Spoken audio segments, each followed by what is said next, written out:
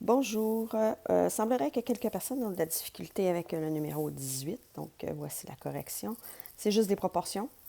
Vous avez un solénoïde qui a 40 spires, qui est traversé par un courant qu'on ne connaît pas, qui est indéterminé, constant, produit une force de 10 newtons. Donc, quelle sera la force de ce solénoïde si je double le nombre de spires? Donc, quand on a, je vais les faire ici en bas, 40 spires, on a une force de 10 newtons. Si je double 2 fois 40, quelle va être la force? Donc, ça va être le double aussi, 20 newtons. Ça, en général, le A, ça va.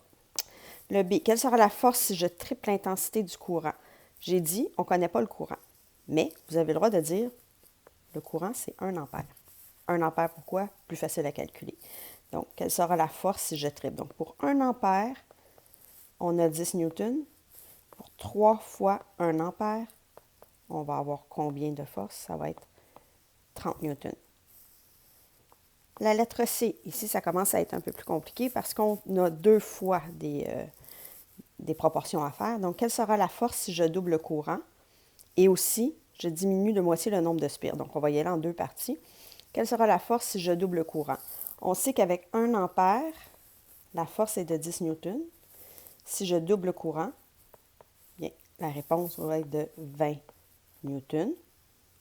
Après ça, on dit, et aussi, je diminue de moitié le nombre de spires. Je sais qu'à 40 spires, parce que là, je n'avais pas changé pour la première partie, je n'ai pas changé ici le nombre de spires. À 40 spires, on a 20 newtons. C'est quand je double le courant.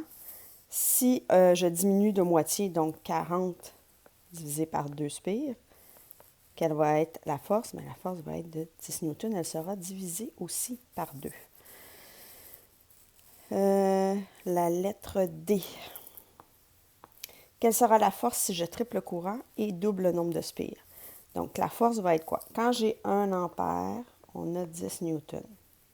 Si je fais 3 fois 1 ampère, quelle sera la force? Bien, ça va être 3 fois 10 newtons, 30 newtons. Quand j'ai 40 spires et que j'ai triplé le courant, on est à 30 newtons. Maintenant, on me dit, si je double le nombre de spires, si j'ai 2 fois 40 spires, quelle sera la force? Bien, ça va être 2 fois 30, donc 60 newtons. Et finalement, le dernier, quel est le nombre de spires du solénoïde si le même courant produit une force de 25 newtons? Donc ici, on dit, j'ai 40 spires pour une force de 10 newtons. Si on a 25 newtons, quel sera le nombre de spires? Donc, on va avoir 100 spires. Voilà.